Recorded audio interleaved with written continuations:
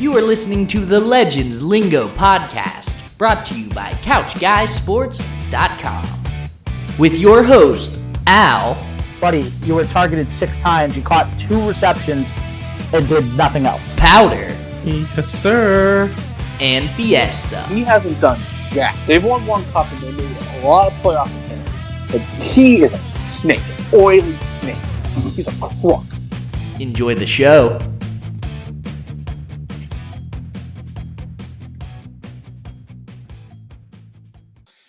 What's up, everybody? Welcome back to the Legends Lingo podcast, episode 111, presented by Couch Guy Sports.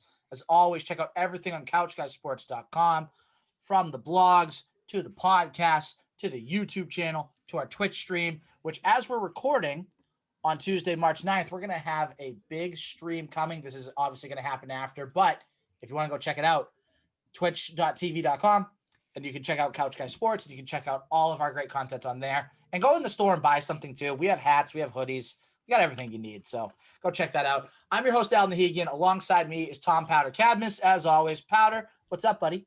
Nothing. Just had dinner with my friend. I haven't seen him in a couple months, so that was good. Oh, that's fun. Reuniting with friends is always good. So we made this very clear. We are going to start doing tryouts for our third co-host positions.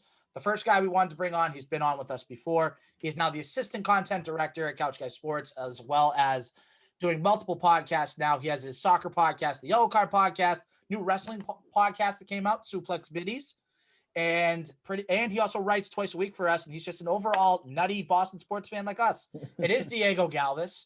Diego, what's up, bud? Hey, what's going on, Potter? What's going on, Al? It's a pleasure to be here. Thank you guys for having me on and giving me an opportunity to try out for this amazing podcast, of course, presented to you by Couch Guy Sports. Love it. Yeah, so Diego is going to be one of several people that we're going to have on. We're very excited to have Diego and all the other people of Couch Guy Sports trying out. And then obviously within the next month, we're hoping by mid-April to early May that we have our final decision for a third co-host, or if we decide to just do it, me and Powder, because me and Powder can handle it. We're big boys. But we also love to have guys like Diego and the ladies at Couch Guy Sports, which, by the way, the other day was International Women's Day. We appreciate all the women at Couch Guy Sports that write for us and do stuff for us. So thank you to all of those individuals. But without further ado, we're just going to jump right into it tonight. We do have an interview coming with a guest. It's a special guest. We're not going to say who it is just yet, but we will make sure that you are entertained by this guest. It is a Boston Red Sox minor league pitcher. Who is it? We're not going to say it quite yet.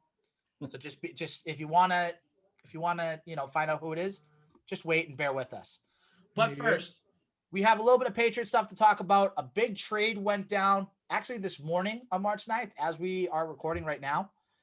And there was a little article that went out that a certain former Patriots quarterback could be plan A to be the Patriots quarterback in 2021. And we got a little bit of Celtics. So, Diego, you are our guest tonight. Yes, You may get the first pick as to what we talk about first. What would you like to talk about? I think we should prepare the next season to be an exciting topic to start talking about. So we should dive immediately into the Patriots. Immediately into Patriots. You want to talk Yes, Trent Brown or Jimmy G? Which one do you want to talk about first?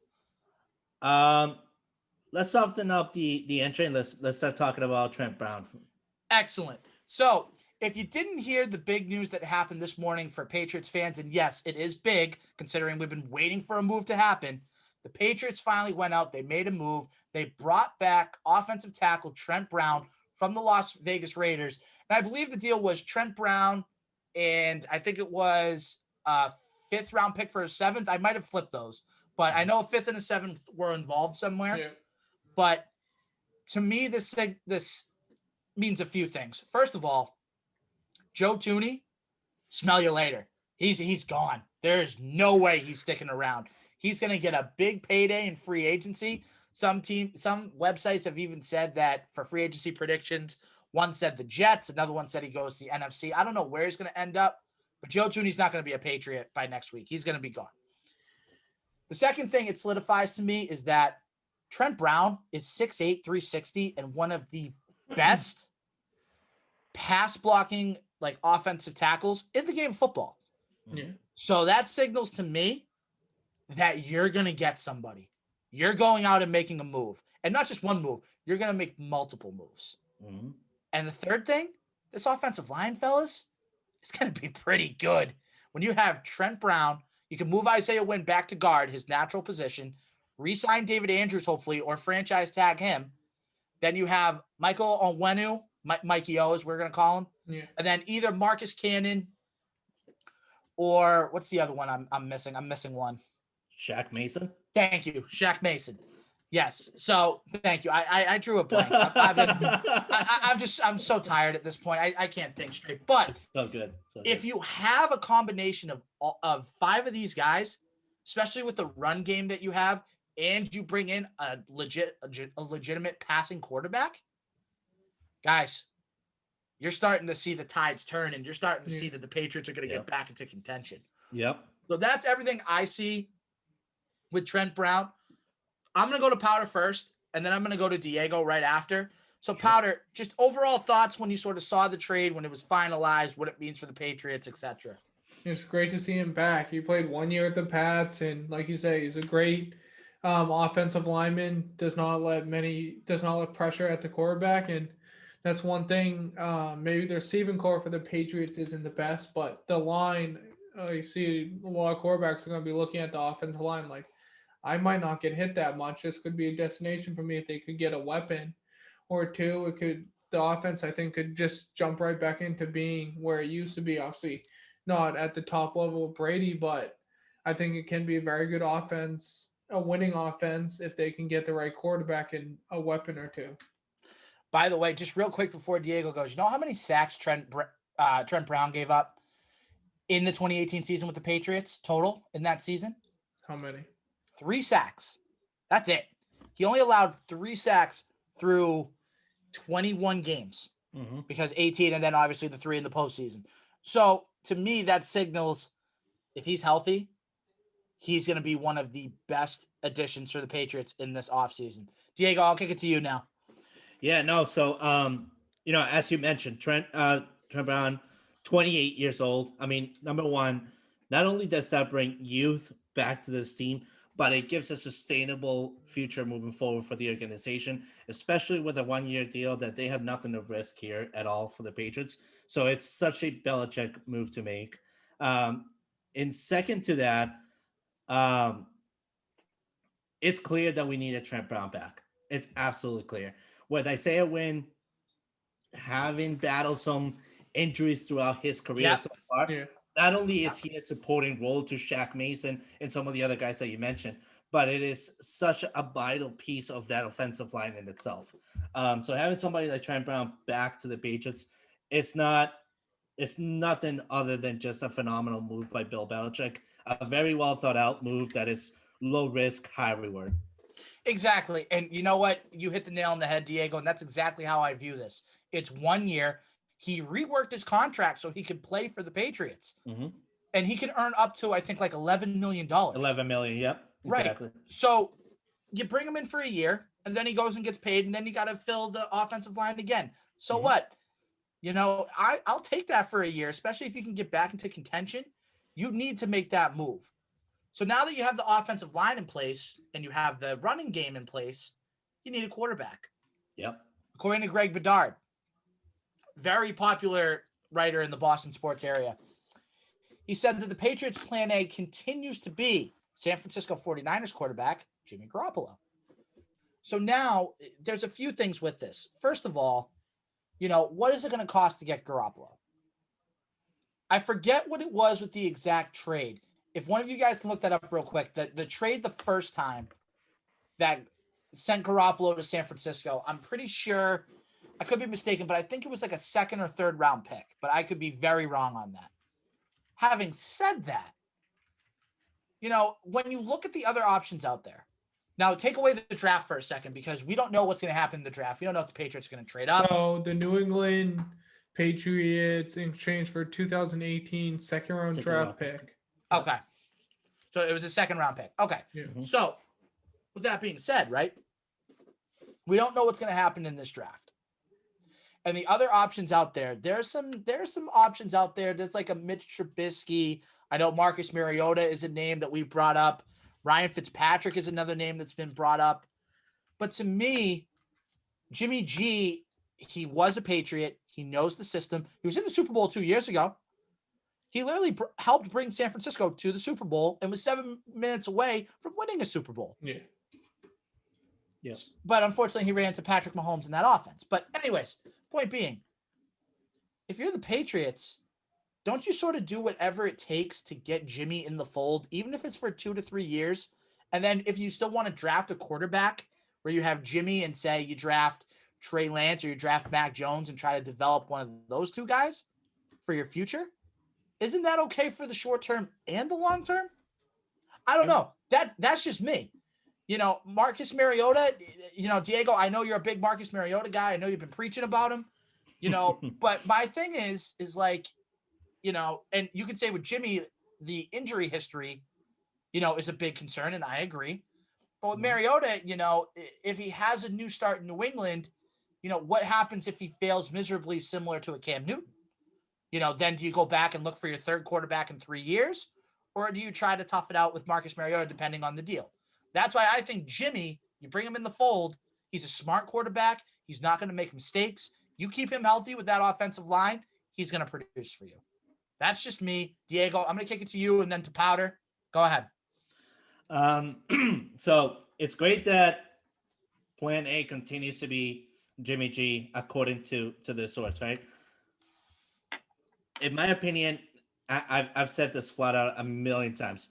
I am really concerned about bringing a guy like Jimmy G and giving up such a high price for him when injuries continue to lag and scar his career moving forward. But would it really be that high though? That's the thing. Would it be that much? So here's the thing. In order to get Jimmy G from the 49ers, the 49ers are going to get greedy in their demands. They're going to either ask, they're going to do one or two things. Either put New England to compete in the market with somebody like the New York Jets or Miami to compete for Jimmy G. So for the Jets, they could easily just trade a second-round pick and get Sam Darnold. As easy as that, to replace Jimmy G and send Jimmy G to the Jets.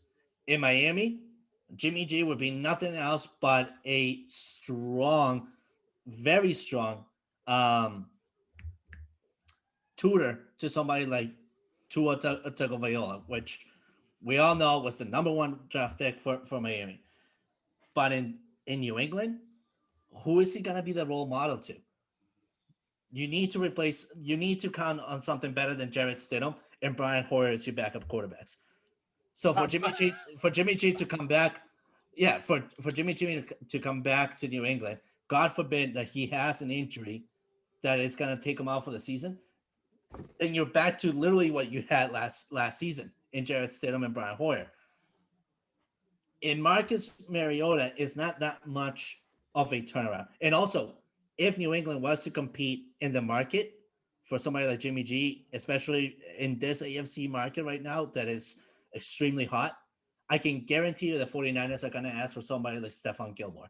I can guarantee it because they need that defensive improvement. They do. The only thing that I can think of for somebody to come in and be the next quarterback for New England is like I've been saying all along. Somebody like Marcus Mariota, who has a very low role and it's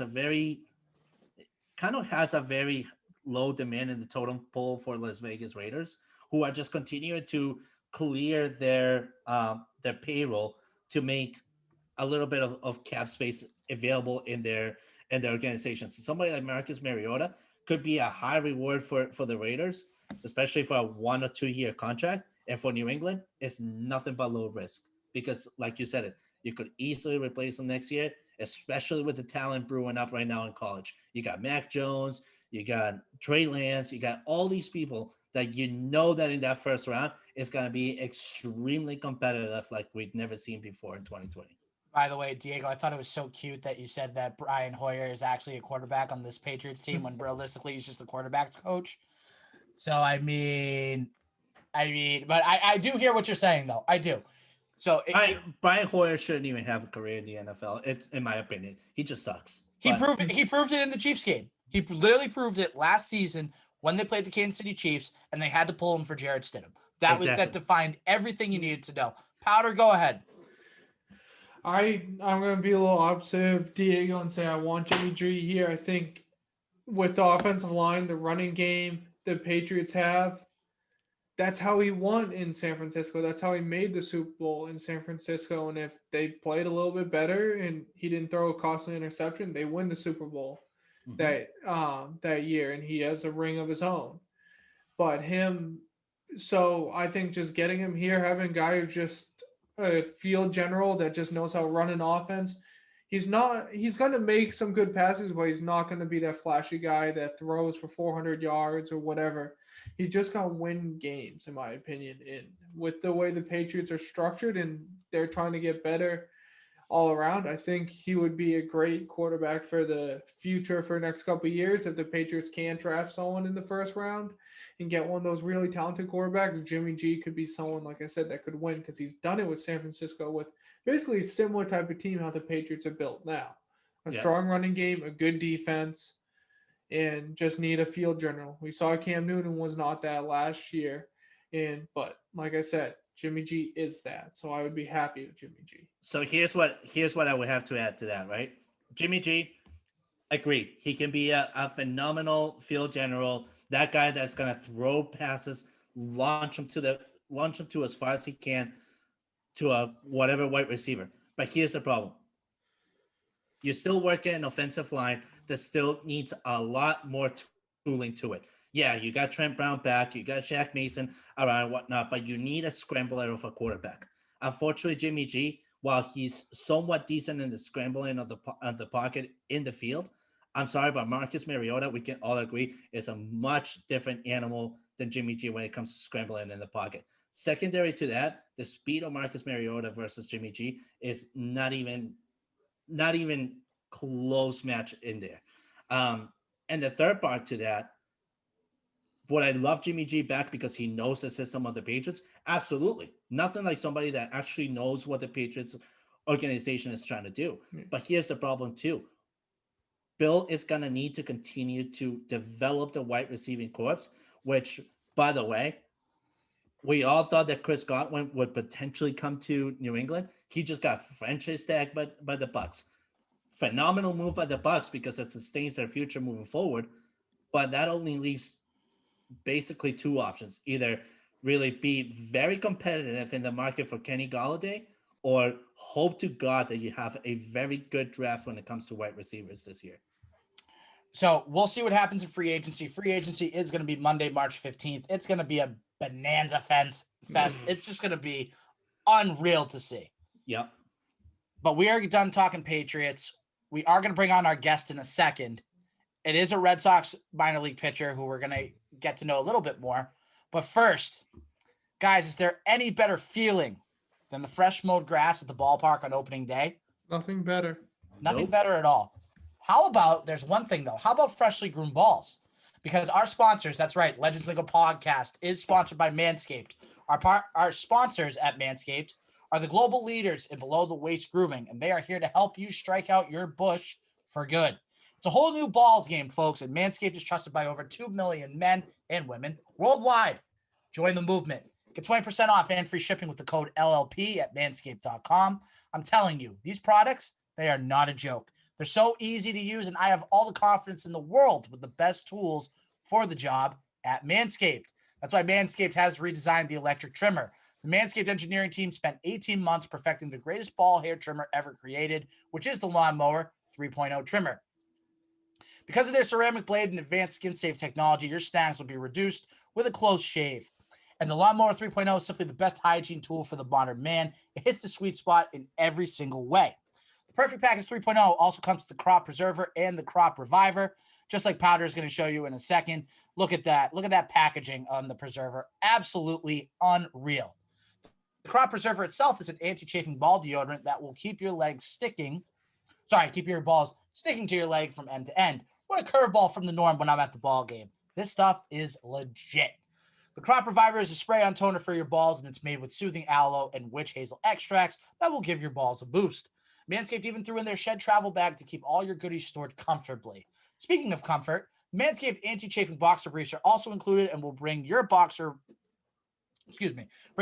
game to the next level. Complete your top to bottom grooming game with the new refined cologne. And I'll hold it up right here. I don't know if powder is because I can't see him real quick, but both have the cologne with the new refined signature cologne scent by Manscaped. And with that same signature scent that's in all of Manscaped formulas, the cologne is a perfect complement to the collection. Talk about the ultimate utility man. Manscaped is like the Mike Trout of ball trimmers, and that's saying something. Get 20% off and free shipping with the code LLP at manscaped.com. Hit the balls out of the park this season with the Manscaped Perfect Package 3.0. Again, that's 20% off and free shipping with the code LLP at manscaped.com. One final time, 20% off, free shipping, manscaped.com. Use the promo code LLP. Baseball is back. Do not let your pubes get out of whack. We're going to take a quick breather as we get our guest on here and ready to go. So we will be right back. Make sure to stay tuned. All right, and we are back, and we are joined by a special guest tonight. He is one of the newest pitchers in the Red Sox organization. It's not Chris Bryant, but it is actually Zach Bryant, and he is now a part of the Boston Red Sox organization. He has joined us tonight. Zach, thank you for joining us. How are you tonight? Pretty good, man. How about yourself? We're good.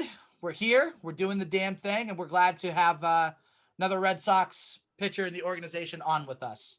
So the first question that I just want to ask really quick, how much of a letdown is this compared to being on Section 10? Not at all, man. Any sort of interaction, I'm all for it. Love that. Good stuff. One of you guys, if you want to ask whatever first question, go right ahead. I just wanted to lighten the mood a little bit. Yeah, just how did it feel when you got the call that you're getting traded to the Red Sox, especially being a very young guy? I mean, it was pretty crazy. I definitely didn't expect it. When they called me, it showed up as an unrecognized number, so I immediately thought telemarketer, declined it, and then so he shot me a text and said, "Hey, this is so and so from the Cubs. Give me a call when you get a chance." So then, I gave him a call back, and and what he said, he was like, "Hey, man, this probably isn't the thing you expected to hear on your Saturday, but you're not a Cub anymore." So immediately, I mean, because of like the current climate for the minor leaguers, I thought I got released. Yeah. So, my heart kind of sank, and then you followed that up with you were traded to the Red Sox. So, I mean, right there, I was obviously relieved that I didn't get released, and at the same time, very, very surprised, kind of shocked. And then once I got off the phone and gave it a little bit of time to like settle in, it all started to hit, and it was pretty dang exciting because I'm sure you guys have seen on Twitter and whatnot that I grew up a big Red Sox fan. Yeah. So it was pretty surreal for my family and I. Oh, we were pumped to see that, believe me. And we're gonna get into that very, very soon. Diego, go right ahead. So first of all, Zach, very nice to meet you, man, and thank you so much for coming on board. Excited to see you here in Boston. I myself am a DJ in the city, so if you ever need a tour of the city, I am on Twitter. Hit me up. We'll be best pals. But besides that, so a little self-promoting in there. The cheapskate that I am. Of course you do that. Figures. but besides being a Boston Red Sox fan, right? What is another thing that really excites you about coming into Boston that you're just looking forward to? I mean, it's got to be playing in Fenway, And I knew Red Sox Nation was a pretty large fan base, but I didn't realize how I should say interactive they are. I didn't realize that until right when the Red Sox tweeted that the trade went through, which was like 2 minutes after I hung up the phone. I didn't realize how crazy it was going to get, but yeah, it definitely got pretty dang crazy. But the thing I'm looking forward to most for sure is playing in Fenway, because that was one of the first things that made me fall in love with the Red Sox. Yeah, was seeing how beautiful Fenway is. Yeah. Fenway is unreal. One of the most historic ballparks in all of baseball and just in sports in general, I think, guys. You all agree. Just there's a mystique about Fenway that I think is awesome. My next question to you, Zach, and this is actually a realistic one, not a joke one, but what was your favorite college memory? Just being at Jacksonville, or even playing JUCO, whatever it may be. Just your favorite college baseball memory. It was definitely at Jacksonville. I came in against Florida. My dad and my grandpa were huge Florida fans, like all my life. Mostly football, but of course, then they tune to basketball and baseball as well. I mean, Florida is always, top 10 in the nation. So when I was at Jacksonville and we played them, I came in, I think it was bases loaded, no outs. I came in and struck out the side without allowing a run. And so that was definitely up there. I would say it's like a tie between that and because of course I was very excited because of that, just because it was kind of had a chip on my shoulder a little bit, just because it was my dad and my grandpa's team. But it's probably it's close between that and the ASUN tournament when I pitched against Liberty. I think I know it was my longest outing of the season. I don't remember how long it was, but I know every batter that got up got out. So it was to do that and like the longest, because I was used to 1 or 2 innings. So to do that, I think it was more than 4 or 5 innings, but because it was in extra innings. But that was definitely up there too, because it was like one of the last games of the season, and I mean all the marbles are on the line when you're in the tournament. So that was definitely a pretty big moment too. Conference tournaments just get something about conference tournaments that just gets the adrenaline pumping. Oh yeah, I love anything postseason. Yeah. Absolutely. Go ahead, Powder. So being a reliever, is there a goal? Like, do you want to be a 9th inning guy, or does it not really matter for you where you come out? I mean, at the end of the day, it's whatever's going to get my punch my ticket to the show. But I mean, of course, if we're talking dreams, it's to be the closer. I've always been a closer since high school, and I love coming in with that, getting that adrenaline with all the pressure on you. Yeah. I love that. I live for those moments. So definitely want to be a closer still. Yeah, for sure. That's awesome. Actually, you probably would agree with this. One of my favorite closers, 9th inning closers in Boston Red Sox history was probably somebody like Jonathan Papelbon. He just oozed that energy and that that kind of calmness to bring it in the 9th inning anyways. But speaking of, your enthusiasm for the game and whatnot, what are some of your own personal routines that you kind of embrace, especially with what we just experienced in COVID, that kind of kept you in shape and kept you motivated for the game in itself? Definitely driveline. I started that just before my sophomore year of junior college, doing driveline. I mean, it helped me a ton because for a little span there was it was hard to find throwing partners. It was hard to find a place to throw. So even on the days when whoever I did have couldn't throw, or I couldn't find a place to go, or even I just got like a little busy and couldn't make it out to throw, I would just do driveline, which was like, it's just enough for like a light day of throwing, just to kind of keep your arm moving a little bit. So that was definitely very helpful. Just keeping up with that kind of stuff, really, that helped me a ton during this time. Awesome. For sure. One question I have, and if you can't quite answer it, I can reframe it a little bit. Have you gotten the chance to talk with Alex Cora yet? And if you have, what has the conversation with him been like at all? I have not talked to him. Okay, so that's perfect. So let me reframe that a little bit. So if you get the chance to talk to Alex Cora, based on what you've heard from outside sources, whether it's, former players or whatever it is, what are you most looking forward to when you do get the chance to talk to Alex Cora? If it's current or former players I'm talking to, I'm just trying to get pointers, just trying to pick the brains a little bit. But if I talk to him, of course, I'm going to ask what I got to do. What goals should I set for myself in order to get me there? Like, what's my best route to the show, to the league? That's for sure probably the main question I would ask him. For sure. And Alex Cora is as I'm sure you've heard stuff, he's a very approachable guy, very just sort of a character guy, that clubhouse guy that you need. So I think that's what I've heard, that he's kind of like a player's coach. Sorry, I don't mean to interrupt again. No, you're good. You're good. No. All I was going to say was that's perfect. He's a clubhouse guy. He's a player's coach. And I think that's really what's important. So I think you're really going to like playing for him once you get that opportunity, which I think is going to be sooner rather than later. He's also a big club goer, and I can say that personally because I've seen him myself. So I can. That's one way to get you in. Go ahead, Powder. just kind of going again off being a bullpen guy, is there any routines you have in the bullpen? Is there anything fun you like to do just to pass the time? Are you a guy who sleeps during the game? Because I know some guys who are former pro bullpen like relievers and stuff, they used to sleep or something. So is there anything fun you like to do? They used to sleep. Yeah, I knew a couple guys who Really? would just sleep till like the fifth inning. And I did. Definitely not me.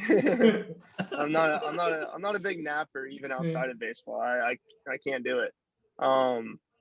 But I mean, nothing too crazy. I like to take care of a majority of what I got to do before the game, and then just kind of do whatever. If I know there's a good chance I'm going to pitch, then I'll do whatever I got to do to keep my arm just somewhat loose, just so I can get ready on a moment's notice. But sometimes, I mean, I'll take a little bit of time to hammer some extra mobility or something of those sorts. But other than that, I mean, normal bullpen talk, like playing little games or, whatever comes up in the bullpen, chewing some sunflower seeds, whatever it is. Nothing too crazy though. Nothing crazy unique. All righty. All right. So my last question that I have in mind is just, we've talked enough about the game, who you are as a person in the game and whatnot, and what you're looking forward to. Now I just want to know a little bit more personal of you outside of the game in itself and whatnot. So I know that you're relatively young. You went to college in Florida and whatnot. Any wild, funny stories that could give us an idea of who personally we should be looking forward to in the Red Sox? I mean, we got some funny characters. I mean, we had Dustin Pedroia in the past. I mentioned Jonathan Papelbon. Alex Cora is a phenomenal, fun little character himself. So Kike Hernandez is one this year. Kike Hernandez is another one, and never mind Frenchy as well. So just kind of want to get to know about you a little bit more. Like outside of baseball? Yes, sir. Yeah. Okay, yeah. Well, I mean, one of my biggest passions that kind of came with baseball, it started when I was in junior college because I was a bit overweight. That's why I wasn't very heavily recruited in high school. I found the weight room, and ever since then, so I was around 240 pounds, very soft, not much muscle. So it didn't sit well because 240 with some muscle is it's just a little heavy set, but 240 with no muscle is not a good look. So then I go to junior college. I had a little bit of a tough love moment with the head coach there. And he told me exactly what I needed to hear. It kicked me into gear, a little fire under my butt. And so I lost the weight, and a big part of that was getting in the gym and working out. And then, losing weight and working out, you start to see a lot of results, not only in how you feel, but how you look. So that kind of sparked a big time passion for me in fitness. So that's something that 100% will stick with me. Even after my baseball days, as I plan on getting absolutely jacked whenever I'm done playing. There we go. Yeah, no, I plan on getting absolutely shredded. But yeah, no, it's something that, I mean, a lot of pitchers kind of find, I don't know, a lot of pitchers, it seems like don't like the gym. I love the gym. So strength has never been a weakness ever since then. But yeah, no, definitely fitness. Awesome. So the last question I have for you, Zach, is simply this. Obviously, Boston sports fans, they love there's something about their athletes that they just really love. Let's just say you're trying to sort of pitch yourself to Boston sports fans and say, this is what we can expect from Zach Bryant. What would you say is sort of a few things that we can expect from you on and off the diamond? Well, I definitely don't shy away from pressure. Like I said earlier, it fuels me.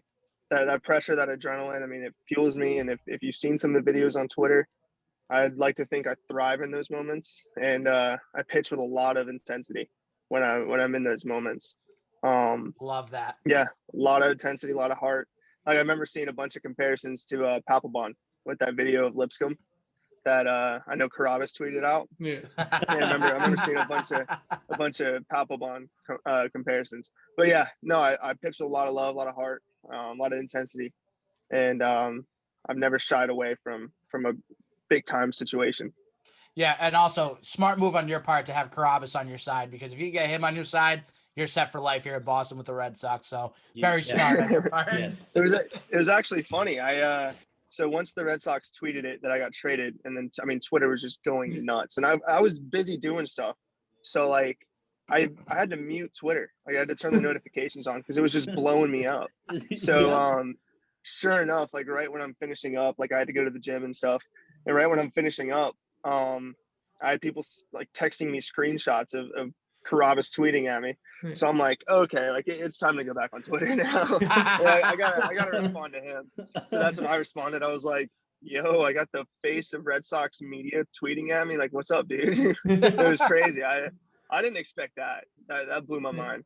We've had him on this podcast a few times. We can say this: he's about as genuine as they come.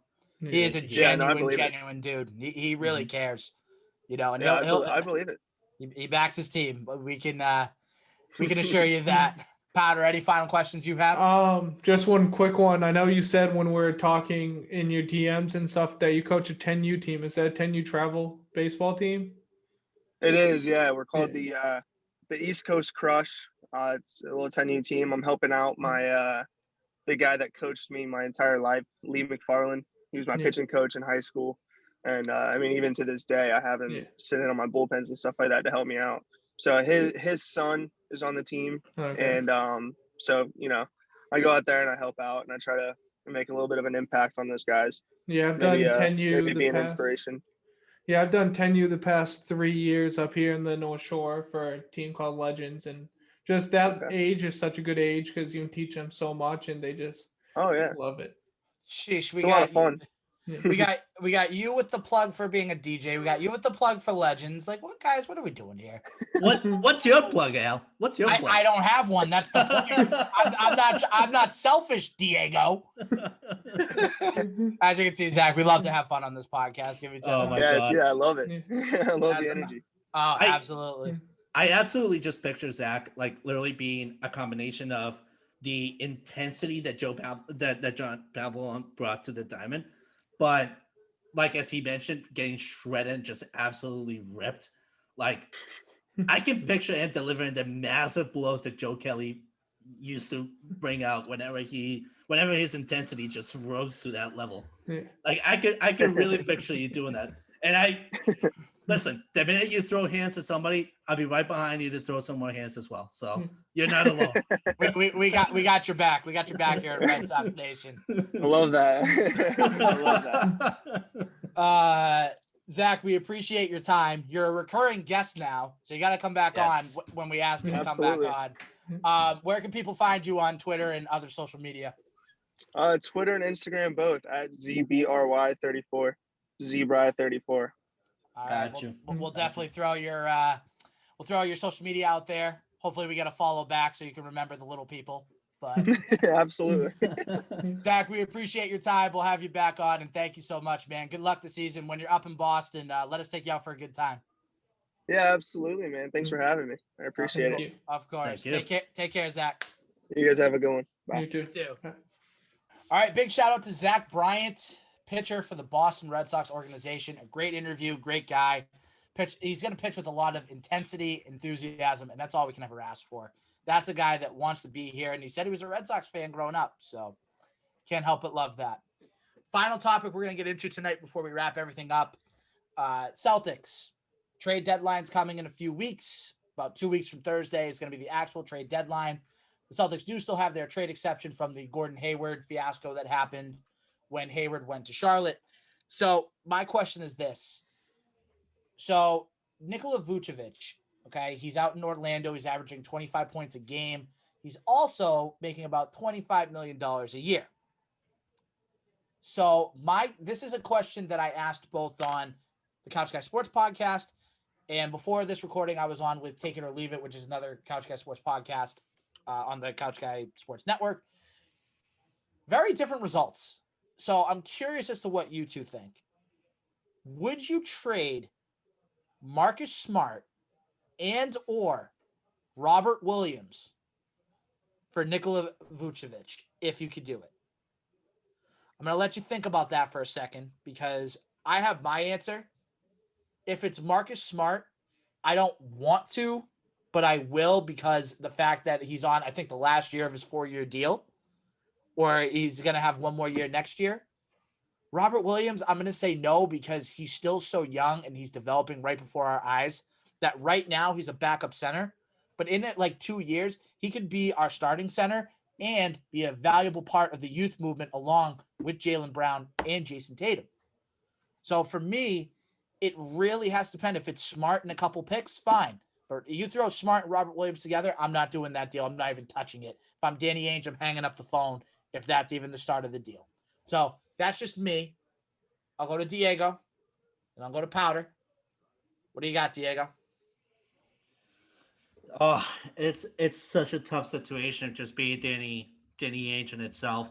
I mean, it was a tough situation from the beginning. It's going to get even tougher until you enter, right? For me, I see both sides of the coin. Like I get your argument on Robert Williams, and I agree with that 100% entirely. But there is nobody on that bench that when you need intensity that can bring it better than Marcus Smart. And as you are developing this team and you could possibly have a playoff run, you need a guy like that in your whole entire team. It doesn't matter if he's a productive or if he's not. You need a guy like that to kind of revive the rest of the team to then produce.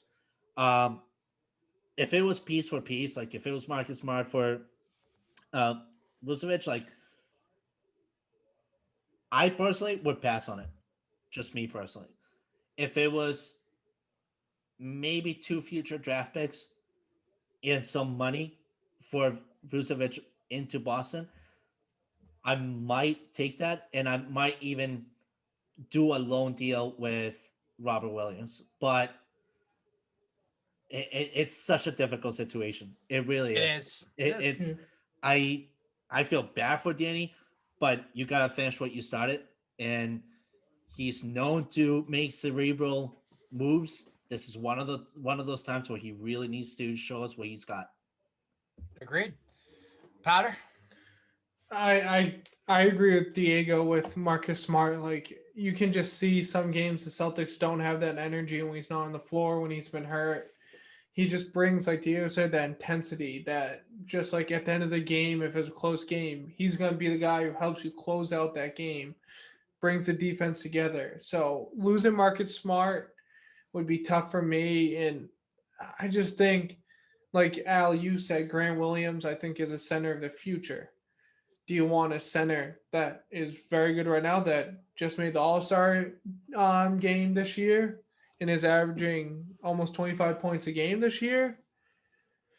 Then maybe, yeah, you trade Williams for him, but I can't see. I don't think it's the right piece the Celtics need. But if he's the one player you're going to get, I think he's someone good. I think he would help the Celtics right away. So I can see why you do it, but I just don't. In my opinion, I'd rather not lose Smart because I think Smart's too big down the stretch when you need a win. Even if he's, like Diego said, not producing, he at least is bringing that energy, that leadership, and all that to the team. So let me say this really quick, and then we'll wrap up. And this can be like a quick, 2-second answer. Same players potentially involved, but instead of Nikola Vujovic, you get Bradley Beal. Oof. For Smart, I would. For Smart, I would do that. Yeah, I would do it. I would do it for Smart. If Smart is the center piece of your trade package, I do it in a heartbeat. Yeah. I agree. Yeah, I mean, it wouldn't be such a bad idea. No, not at all. Because I think Beal wants to play with Tatum because they're both St. Louis guys. And then if you had, after Kemba left, you had Bradley Beal, Jason Tatum, and Jaylen Brown as your big three. Robert Williams develops, and then you bring in another piece. Then you're talking about seriously contending in the Eastern Conference, which is what we've been talking about for about 5 years now. Yeah. Trying to contend in the East. But that's just me. Any final thoughts, Diego? Heck of a tryout. Heck of an episode to be on, too. What luck. Yes, seriously. Absolutely. I mean, this was when you send out the invitation, whatever, I was like, you know what? I have way too much that I want to work on. I want to get the first task right and ready to go. So March 9th is mark me down, but now meaning the potential next Jonathan Papillon. Like, holy crap, how lucky can you get, right? I know. You lucked out big time, my friend. That was just a perfect storm. Yeah. And on top of that, to just get the delight to be able to talk about Boston sports in itself is just it's phenomenal. So thank you guys for really having me here. Of course, anytime. You're one of the first people we reached out to, and you're definitely not. It's not the last time you're going to be on this podcast, whether you're a co-host or not. So you're definitely going to be back at some point. Powder, any final thoughts before we head off for the night and for the week? No, just getting closer and closer. Opening day for baseball. I'm excited for it. Gonna be good this year. Gonna play hole 162, so gonna be a fun year. It is definitely going to be a fun year. We're going to wrap it up with that, though. Again, couchguysports.com. Go check out everything that's going on there. Manscaped.com. 20% off and free shipping with the promo code LLP. We are going to have a different guest co-host with us next week. Maybe we'll see Diego down the road at some point. We'll figure that out. But if nothing else, for episode 111, that's Diego Galvis. That's Tom Powder Cadmus. I'm your host, Alan Nahegan. Thank you for listening to episode 111. Rate and subscribe on iTunes, Spotify, SoundCloud, and anywhere else where you can get your podcasts. And we'll see you next week for episode 112. Yes, sir.